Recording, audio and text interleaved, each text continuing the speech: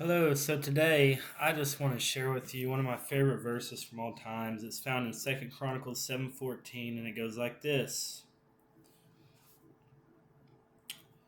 If my people who are called by my name will humble themselves and pray and seek my face and turn from their wicked ways, then I will hear from heaven and I will forgive their sin and I will heal their land.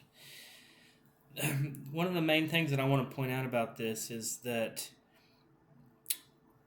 we have an obligation in this. So he promised what he would do if we would do what he said. What did he say for us to do? He said for us to humble ourselves, right? And pray and seek his face and to turn from our wicked ways. That's the key. Turn from our wicked ways.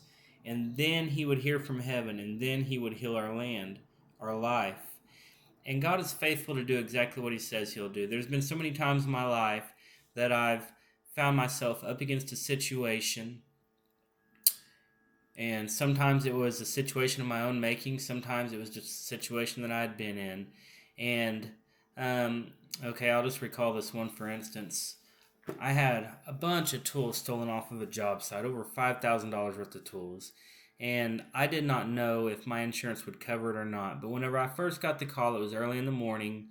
One of the supervisors on the job I was on, he gave me a call. He let me know that the back door had been smashed in and wanted to know if my tools were on the job. Well, they were. So over $5,000 worth of tools got taken to spam, gone. But I was so prayed up at the time that actually, whenever it happened, the first thing I thought was, God, you're faithful, Lord, and I don't believe that you've blessed me with the money that you've blessed me with to have to buy new tools. I believe that you've blessed me with the money that you've blessed me with so that I can be a blessing to people in need and so that I can use it to further your kingdom, which is my true heart's desire. And, within 3 days' time, come to find out, I did have insurance on it all. I didn't know because I don't handle that stuff anymore. But I did have insurance on it, and I got new and better tools, and they even cost less than the amount that I lost. So, that just goes to show you that God cares about every facet of your life. He cares about everything that you're going through. But one thing to remember is that we do need to turn from our wicked ways. We do need to turn from wrong, and we need to follow Him. He said in His Word, if you love me, you'll keep my commandments. This was Jesus talking.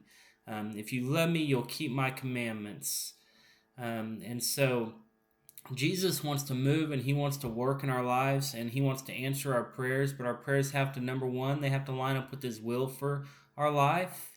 That's the first thing. And number two, we need to humble ourselves. We need to pray. We need to earnestly seek his face. We need to continue to knock until that door is answered. Just like that unjust ruler, it says that whenever the woman continued to ask, then he said, "You know what? Just to get you out of my hair, I'm going to give you what you want." Now, that's not how God is towards us, I don't believe, though he did use that as a parable. But I believe that if we just continue in faith coming to him, knowing that he has a provision for the need that we're going through, knowing and fully recognizing that he has what we need, and so we just keep on asking him for it, and be faithful to ask him for it, be faithful to seek his face, and to try to serve him with our lives. And that's whenever we really open ourselves up for him to move in our lives in a powerful way. And that's whenever we begin to see miracle signs and wonders. So I want y'all to stay blessed, seek God, love truth, and we'll see you in the next one.